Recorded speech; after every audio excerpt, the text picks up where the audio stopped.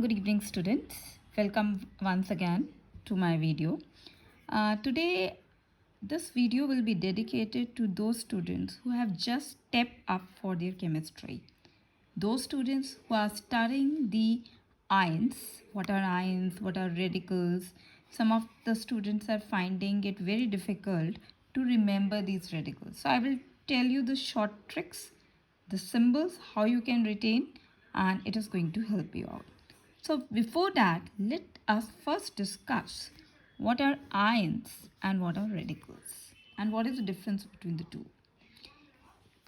Basically, you all know that what is an atom?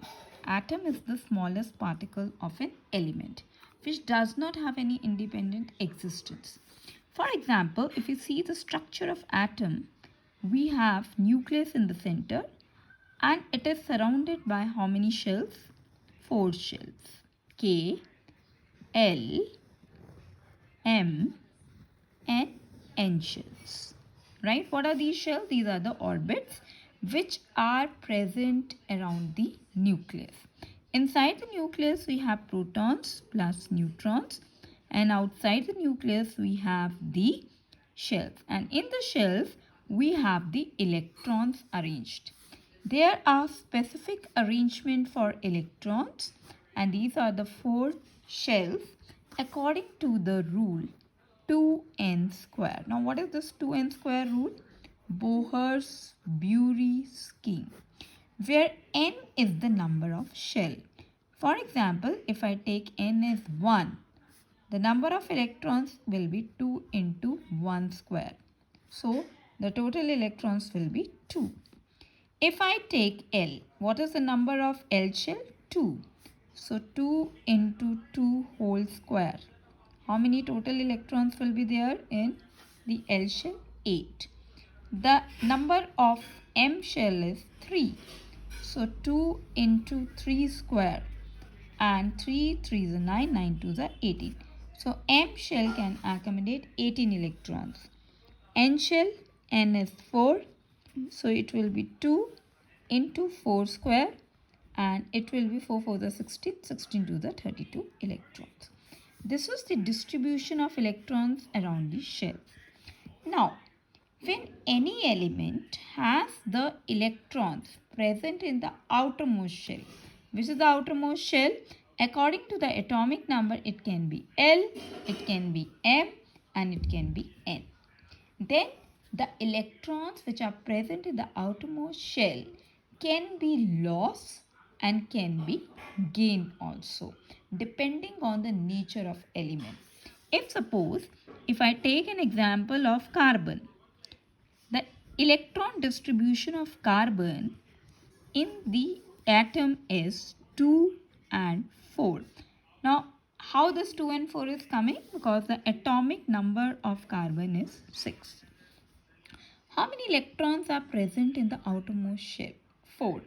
So it can gain 4 electron and it can lose 4 electron to have the complete octet configuration. Octet means that outside shell should have 8 electrons in the outermost shell. So when it is gaining the electron, carbon is considered to have what charge? Negative. Gain of electrons is referred to as the negative charge. And if I take an example of sodium, the atomic number is 11. So the configuration is K, L, M, N. Configuration is 2, 8, 1. How many electrons are present in the outermost shell of sodium? 1. So it is easy to remove 1 electron than to remove the 8 electrons to attain the 8 electron in the outermost shell. Now when I am telling it should attain 8 electron, why I am saying this? This is a very important question, because 8 electrons means the atom is stable. It is at the 8 electron, neither it is gaining, neither it is losing. So in order to accommodate 8 electrons in the outermost shell, either element gain electron or either element lose electron. If there is loss of electron, then what comes over the atom? Positive charge. This is the basic thing which I have clear. What are these positive and negative charge?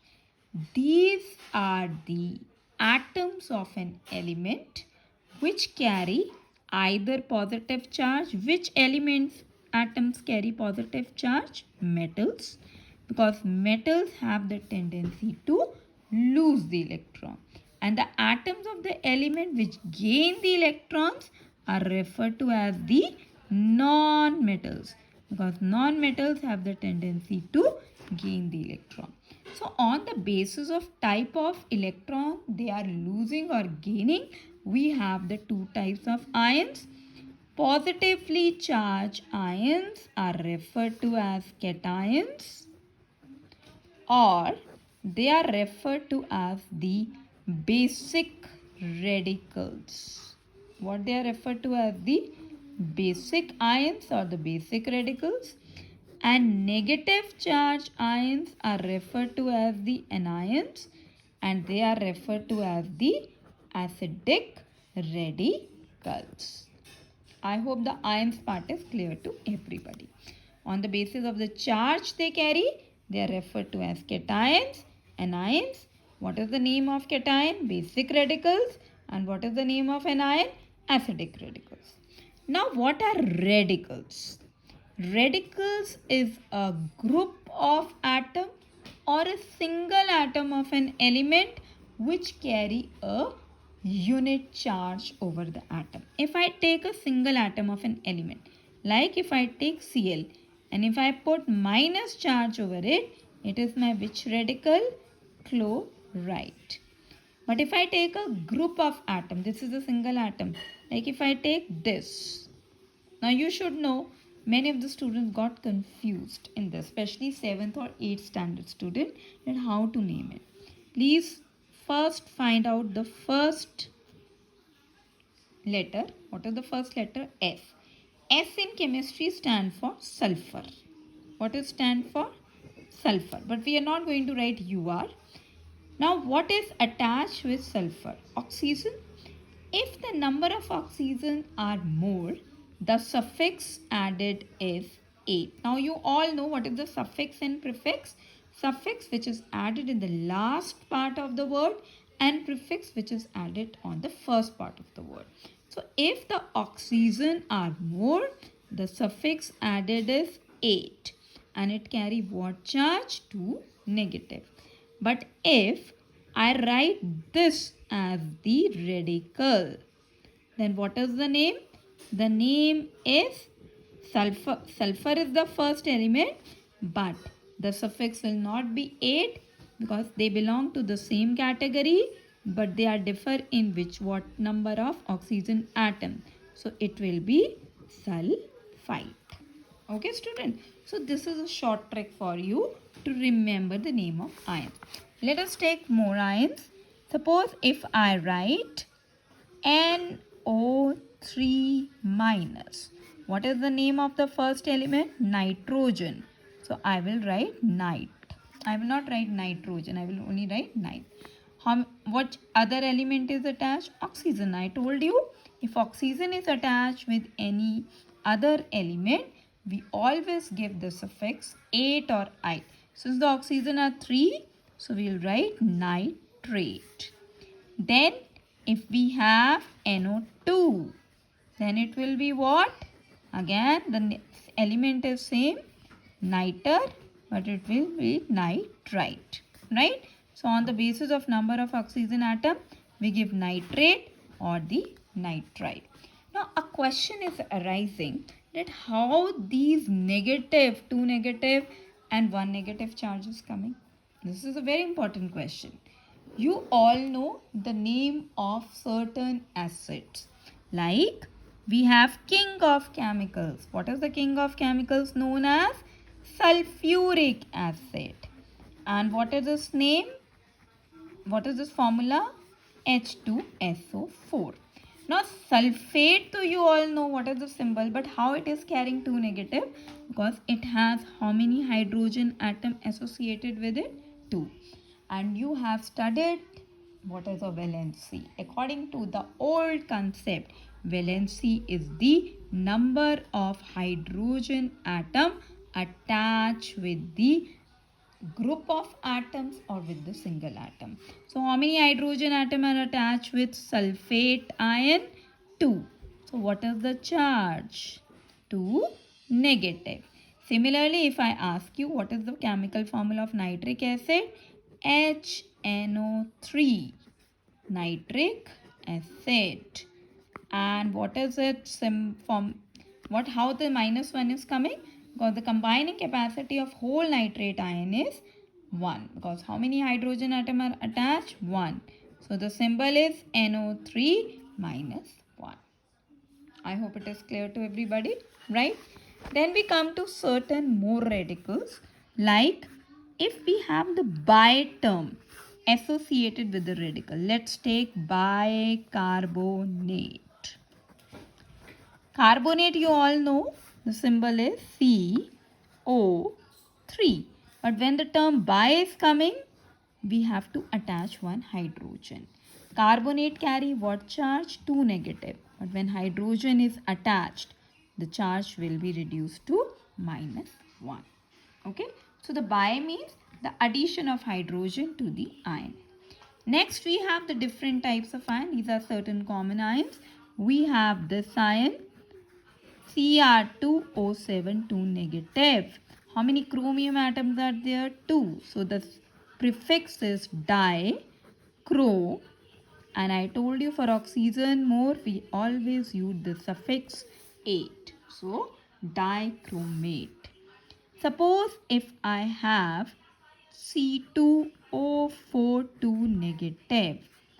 It is derived from oxalic acid. So the name is oxalate, right? And similarly, we have this ion MnO4 negative. This is permanganate. This you have to remember. These are very important. But if we have manganate, then what is the difference between permanganate and manganate? Permanganate is MnO4 negative and manganate is MnO4 2 negative. Some of these formulas or the symbols in chemistry are alike in nature, but they are very important, right? We can take more examples, like we have this ZNO2 2 negative.